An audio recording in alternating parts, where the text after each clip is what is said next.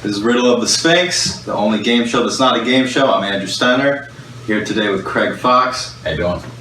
We're at the Lantern, Village Lantern, on Bleecker, right? 167 Bleecker Street. Oh yeah. Yeah, man. How long have you been doing shows here? So I started doing shows here about a year ago, and I got promoted to manage the club about 5-6 months ago. Okay. So now I run about 25 shows a week. Oh shit, I didn't even know you were like the official manager of the club. Yeah. That's awesome. So I like to think of it as like an artistic director. Yeah. It sounds a little shitty, but so I'm an artistic director, and then our assistant artistic director is Alex Cahart. Mm-hmm. And then we have a company manager named Sarah Garner. Cool. And she's also helps out with everything, and we also do an open mic every day at 6 o'clock, and then on the weekends we do an open mic at 4 o'clock, and then we have an all ladies mic at 2 o'clock. Okay. Is that strict, the all ladies one? Yeah, it is. Yeah, at 2. I mean, it's at a different time than the other mics, but we added it because I'm really passionate about providing opportunity for women in comedy, and I feel like a lot of the environments in the city are not conducive to growth. I think a lot of times it's counterproductive for certain people. I mean, I think some people, I've been thinking a lot about this. I think a lot of people will say, oh, just tough it out. Be tough, it's comedy, take a joke. Yeah, I get that, but there's a difference between a joke and sexual harassment. Yeah. And I think that, sure, maybe for every 9 women who go to an open mic and they can just handle the sexual harassment and be like, well, fuck it, it's a joke, I can handle it, this is a safe space for saying anything you want, that's fair. But what about like that 10th girl who maybe has some learning disabilities, or maybe she's not used to, she's a genius comic perhaps, or an up-and-coming comic. If she was a man, she wouldn't have to worry about the sexual harassment. Right. But as a woman, we lose that comedic mind. And she might be a future Stephen Wright or a future Mitch Hedberg. But because, 4 guys in a row came up and told her they wanted to fuck her in her pussy. Oh God. Is that? I've never heard that. I have. That's horrible. When you manage a club, that's what you hear. Yeah. And it's a huge issue in our community, and nobody talks about it. The thing I've heard that's kind of weird is just comedians laughing at women when they wouldn't laugh at guys, just because they kind of want to ingratiate themselves. Sure. The things that I see on a regular basis as a guy who books a club is that women are inappropriately touched regularly. So you'll come down here into a basement, and there's a lot of clubs that are in basements, and there'll be 14 guys and 1 girl. Yeah. And every guy will hug the girl. Yeah. And there'll be awkward touching. Yeah. And she's just got to sort of grin and bear each one. Yeah, that's weird. And then I work with this really great pro comic who I love. Yeah. And she actually won't hug people anymore because it's so aggressive. Yeah. The way guys will sneak in a feel or something. Yeah. Oh, I'm telling you, man. And then a lot of times it's not every guy's, they're not even aware of it, but it's like, think about it from her point of view. Yeah, for sure. You know what I'm saying? And the other thing that I always hear is just, obviously she's the only girl in the basement, and I get that, and it's fun to joke about that, but you got to think about it for how many times is that happening to her on a weekly basis. Yeah. This isn't, I have a whole thing I'm trying to write about it, because I totally agree with Bill Burr that you have to be undeniable. Like, I totally get that. Like, you have to be undeniably funny. Like, I understand that completely. Nothing else is more important than what he says. You have to be undeniable. If you're not undeniable, sorry, that sucks for you. Yeah. He's right in every single capacity. I just think that he's missing one little point, which is that if you are a woman, you're going to be sexually harassed in a way that it will be more challenging if you have some social awkwardness or weird tendencies. Yeah. You might not last as long as perhaps a man would because of the harassment that you're dealing with. Yeah. And for a community, we're going to lose out on some really great voices because of that. That's true. I just think that it's something. Listen, it's not like guys. It's not like you're in a shortage of shows with a bunch of guys on it. Mm-hmm. You know what I'm saying? I got to tell you, man. I mean, it's not like we're losing by adding a all ladies open mic. It's not like we lose. Oh no, of course. But it's funny how like it brings up. What about an all guys open mic? It's like, well, That's not an issue. That's not really an issue. It's like saying Black Lives Matter. I know. You're not really dealing with the issue. Yeah. So. But I also didn't want to make that open mic a 4 o'clock open mic, because then we were losing people who had put that into their schedule. Right. You know, perhaps that's the only time they can come with their work schedule. So we were like, you know what, let's do one at 2. Mm-hmm. And it's been really successful, and it's every Saturday at 2 o'clock. And cool. Yeah. Cool. Yeah. Ladies, not that I have any female.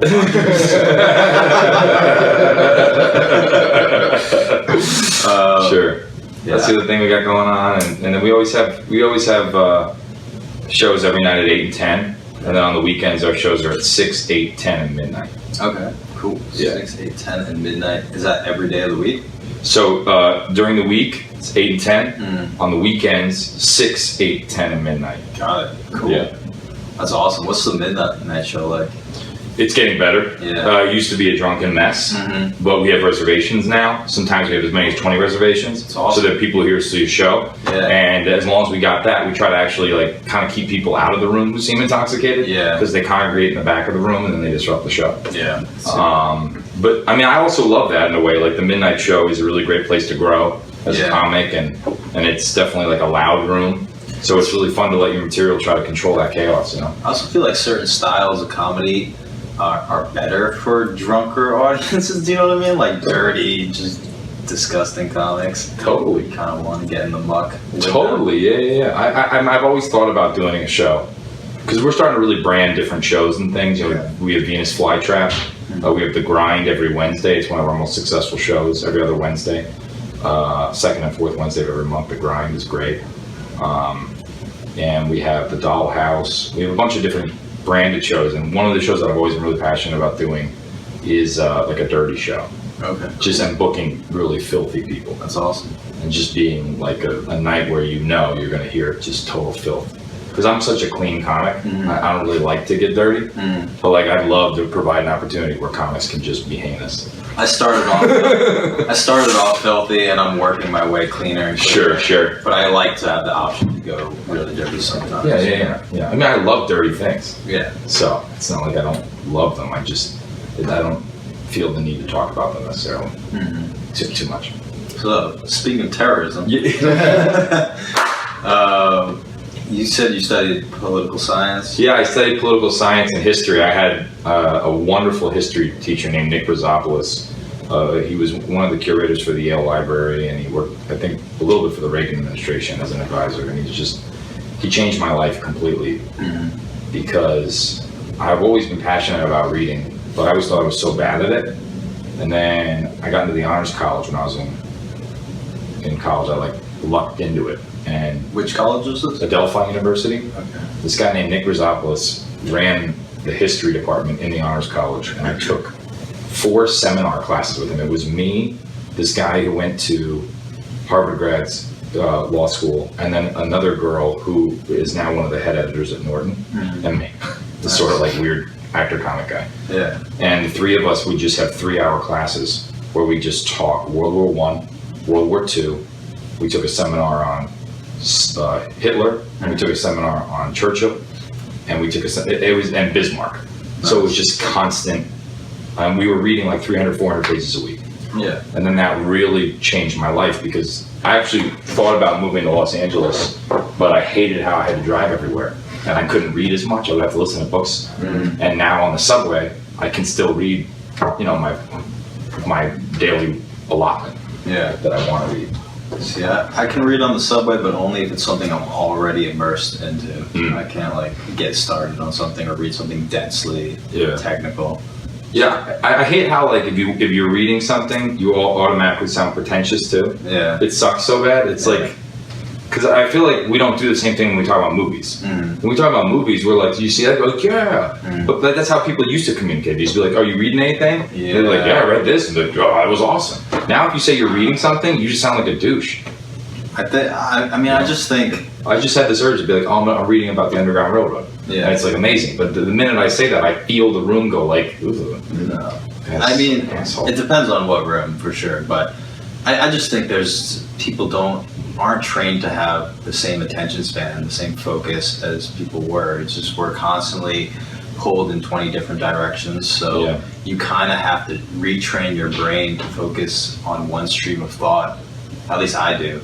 Yeah. And unless I'm reading regularly, I lose that skill. Mm-hmm. I'm working on a bit about this. That the only things that we like long anymore are dicks. It's like nothing can be long. Everything has to be short. Mm-hmm. And when you don't get used to things, life is long. Sometimes life is short, life is long. It's like that. If you think your life's too short, you make stupid decisions. But if you like, just like, I got time. I'll be all right. Mm-hmm. Thinking long game is a really good thing. And I think in your comedy career, as somebody who books a club now, I think about that. I'm like, think long. Think about the long term. So many guys, they make decisions based on the short term, and then they screw themselves in the future, I see, in our community. Like, what's a good example of that? I just think, like, people will always message for a spot, which I appreciate. Can I get a spot? Can I get a spot? Can I get a spot? But if you think about your career less as, like, what you can get tomorrow, but more about building a relationship with somebody, I think it's more advantageous for both parties. That makes sense. So it's like right now, like, we'll never forget this. Like, we'll always have this relationship. You're only the second guy ever to ask me to do a podcast. So I'll never forget you. Yeah. We built a relationship that no matter what we do in the future together as artists, I'll always be like, oh, that guy reached out to me and he was only the second guy to ever do that. Sure. Or whatever. Yeah. Those relationships, Vladimir Putin is a great comic, and I came, when I was coming up, he was a pro, and I looked up to because he was always at Hot Comedy Club with me. And I look up to him, and he always said to me, he's like, Craig, build relationships, just nonstop, because relationships are what matter in this business. It's not about how many spots you're doing a week. Yeah. Like, that's great, but that will come when you build great relationships. Yeah. If you don't have relationships with people, then you're just sort of asking for things the whole time. And then that eats away at you, and it eats away at them. Because then you owe all these people. Then you owe people things, and it's like, it just makes you feel, but when you feel like both parties are mutually invested in each other, then you grow together. Yeah, I felt like ever since I started this podcast, I feel so much better about doing comedy in New York City, because now I at least have something to offer, even if it's very meager. At least it's just like, I don't feel like a leech. And that's the other thing that sucks, right? Is that we're doing it to ourselves. I mean, we do it to ourselves in this community. We're lining up outside of places, and if all 50 people that line up outside of the place to hang out, if they all just talked and communicated, they could link up and put on one of the best weekly shows somewhere in Brooklyn. If they just trusted each other, communicated, went to a diner every once in a while, wrote together. Like, in the theater, that's what people do. In other art forms, people, you have to group together. Yeah. And in our art form, I don't care how solitary it is. You're going to create great work when you group with others. And that's what we're doing here at the Lantern. We have right now 35 people. Everybody has a job, everybody takes care of each other. We're like a Robin Hood band of thieves. And we're trying to build a place where comedians run it and everybody shares everything to some level, And then it's not perfect, for sure, but we are putting a room upstairs. So we're about to open a new room November 1st, and go through construction. That's awesome. So we're going to have about 45 shows a week. That's crazy. Yeah. So are you going to treat one room differently than another room? No. It's just going to be like... No, just be an option, and the new room's going to be beautiful. We're going to do a bunch of construction. It's going to look great. We're big sliding doors. That's awesome. It'll be a little bit, and so we'll get a lot of people up. We booked about 2,000 comics this year on our shows, not counting the open mics. The open mics, obviously, a bunch of people come in. Yeah. But we've gotten up that many people. Our hashtag on social media is get them up. That's awesome. So that's our mission, is to try to get up as many people as we can. I'd like to think that next year, my goal for next year is to get up more people than any other comedy club in New York City. Damn. So that we get up more people than anybody. Damn. I wonder what the rates per club are. I'd love to know. Yeah, it's curious. What do you think, like, the highest club, the club that puts up the most comedians? Creek and the Cave. Okay, yeah, that makes sense. I think that's what makes them so special. Yeah. Is that their mission is to get people up, I think, more than almost anything else. And I admire her very much, what she does. Rebecca, I think she's somebody who really creates opportunities for as many people as she can. You know, she just has limited resources. Yeah, for sure. But, I mean, I admire her very much. Cool. All right, let's move on to the next segment. I'm done. All right, so I wrote two. They're kind of like the concept is comedians doing improv, stand-up comics doing improv. Gotcha.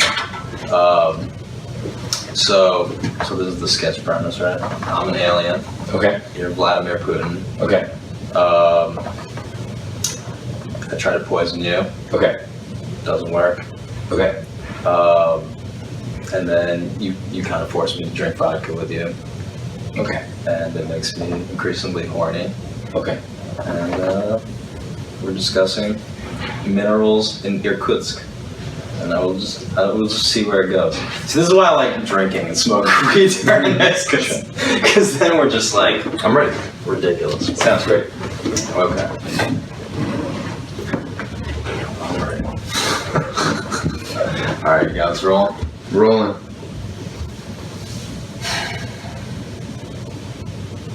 I know what you did. What? My father, when I was a little boy, he came home from the Communist Party meeting. He killed 2 men that night. He grabbed my face. He said, "You watch. Men will come from the stars. They will try to stop you. Russia is the only country that can hold on." Russia is not the only country. There are many countries in this planet. But Yes, but they are all run. They are all run by democracy. You need a strong leader who can fight, who wills people to stand, and that is what I do. Okay. What is your wish for your country's future with us? I would like you to share with me the mineral Yorak. Listen to me. You need a man who can help you run this planet. I am the man who can do that for you. I think you have a custom of drinking. Yes. Maybe we should drink on it. Vodka? That is your drink. I can work with you.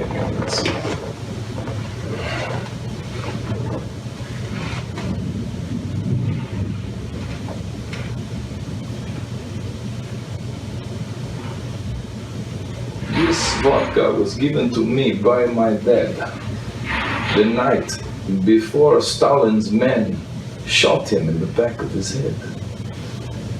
That is a strange tradition.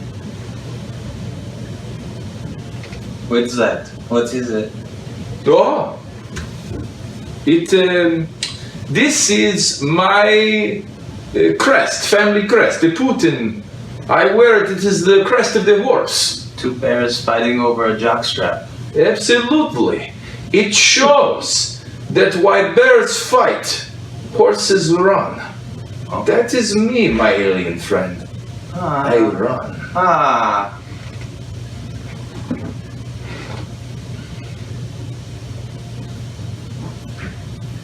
I like this. Do you have more? Yes, I do. I feel fun.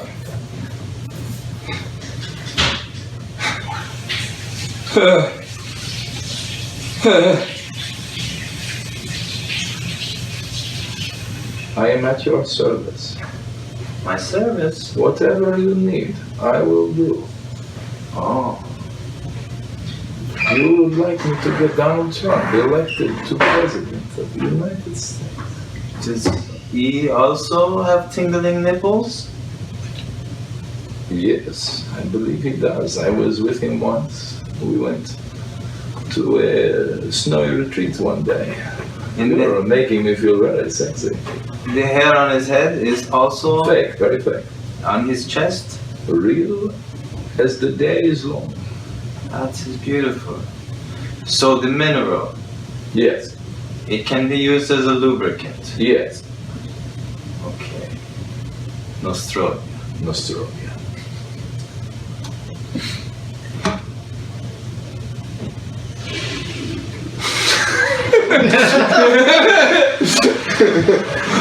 I feel like ridiculous. You were talking about meditation on that podcast. Yeah. Do you have like a history of meditating? Yeah. I've just really been dabbling with it, but it's one of my biggest things as a person who, I'm getting about 400 messages a week, and I'm trying to deal with stress. Yeah. And the biggest thing that I found is that it's not stress. Arianna Huffington talked about this in a book that I read, and normally I thought the book was too much, but there was this one thing that's totally true. Yeah. It's not the immediate stress. Yeah. It's a little stress over a long period of time. That makes sense. It's just cumulative. Totally. Yeah. So it's like at first you're fine. Mm-hmm.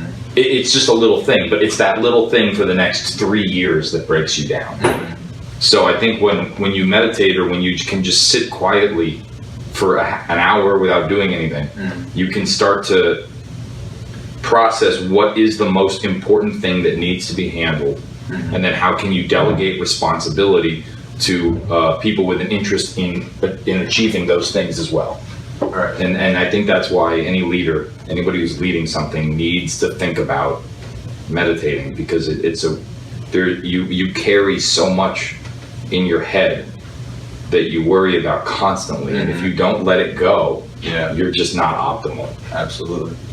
What tradition of meditation do you practice, or is it just kind of? Yeah, it's just kind of from a YouTube video that I watched. Cool. Yeah. So I was just watching YouTube one day, and there was a guy that seemed like he was pretty great, and so I just followed that. I've been meditating for a while. I lived in a Zen monastery in Japan, and I haven't done that. So Thailand and all these places. And, that's crazy. Not that it means I'm better at meditating. You just raised the level. Yeah, not really.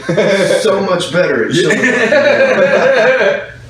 It's weird though, when you get into meditation, it almost seems at a certain point, it almost seems how do I apply these states of mind, because they almost become like psychedelic states of mind, and they seem divorced from everyday reality in a way. A lot of times, that's what the big thing that people always ask me is are you okay? Everyone will ask me, are you okay? Is everything okay? Well, you're meditating, or? No, I just get that question all the time in life. And I think one of the reasons why is because you're trying to just stay calm. Mm-hmm. You're trying to let things go. Yeah. And then people are like, what's wrong with you? And I'm just trying to calm down. Yeah. But anyway, I wanted to go through this this technique that really helped me out a lot. I would love that. Yeah, it's this guy Bhante Vimalaramsia, I think his name is. He has a. Can you write it down for me after? Yeah, absolutely. He has this retreat, and it sounds not retreat. He has this technique that sounds cheesy, but it's really helpful. The 6 R's. So I kind of internalize them. I don't have. Okay. So they're recognize, release, relax, re-smile, return, and repeat. Okay. And basically, what that means is if you have a focus of your meditation, right? Whether it be your breath or a feeling of love or whatever, anything, you have that focus, and commonly people are distracted from that, whether that's by anxiety, thoughts, just a nagging feeling, pain, whatever. So this is a way to deal with those things that are dragging you away from your initial focus. Okay. So basically, it's just instead of repressing those feelings, you're just kind of treating them as muscle tension, and kind of just relaxing around them. Okay. So so let's just go through it. You're gonna walk me through it? Yeah. Thanks. Guided meditation. Thanks, buddy. I would love that. So I don't know if you've used breath as a. I'll follow your lead. Okay. So basically, what you want to do is just focus on breath coming out of either nostril or both nostrils, whatever is going on, and just a small point on your nose. Do I close my eyes? Keep my eyes open. Close your eyes, have good posture. Okay. Just relax.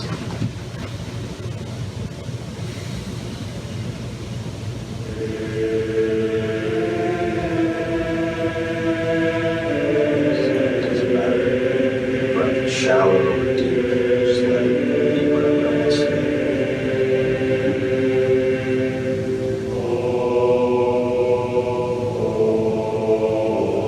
Feel the sensation of it coming in and out of your nostril.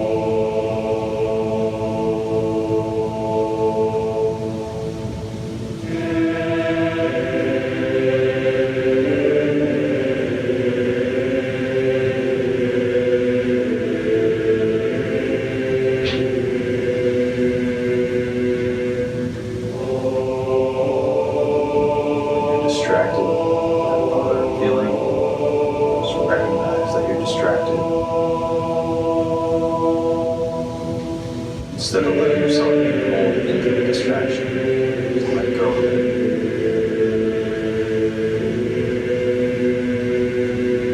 What can help you let go is realizing that thought or that feeling, no matter how far you follow it, will not bring you lasting satisfaction.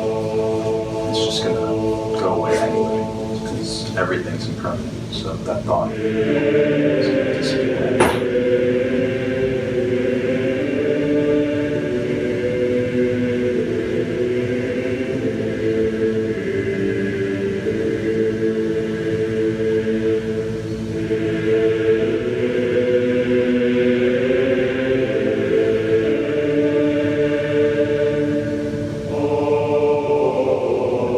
Try to locate an area in the body that that distraction originates from. Feel like a subtle tension. Just try to release that tension.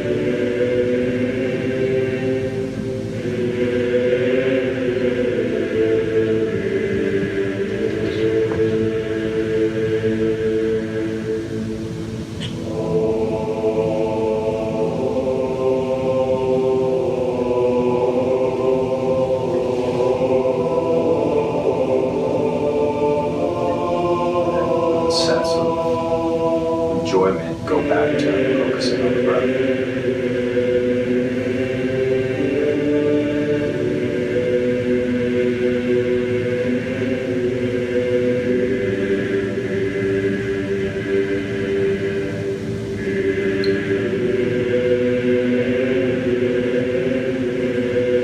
Do that every single time you instruct.